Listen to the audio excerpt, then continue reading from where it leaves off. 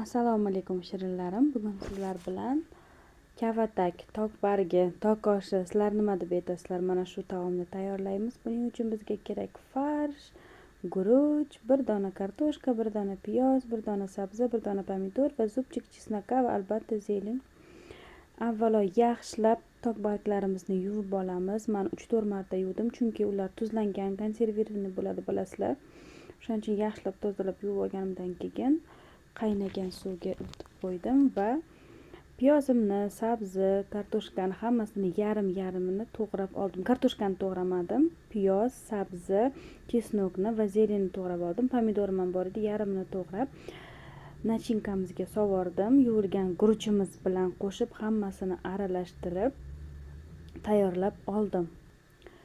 Tayyorlab olganimizdan keyin tok barglarimizni katta kilonkaga yoyib oldim. Suv bo'lib kirib ketmasligi uchun. Ko'rganinglardek tok bargini yumshoq tomonini tashqariga, qattiqroq tomonini ichkariga qilib yoyib masalliq solib, ularni chiroyli qilib tugib oldim. Hammasini tugib bo'lganimdan so'ng chiroyli qilib boshqa tarelkaga terib chiqdim va qozonga yog' solib qizdirib, boya qolgan yarim pomidor, piyoz, sabzilarimni to'g'rab, hammasini qovurib oldim.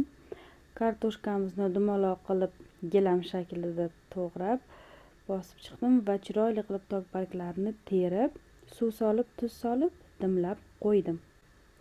35-40 daqiqadan keyin juda ham mazali, suvli, sochli bo'lgan tok oshilarimiz pishib chiqadi. Hammaga yoqimli ishtaha tilab qolamiz.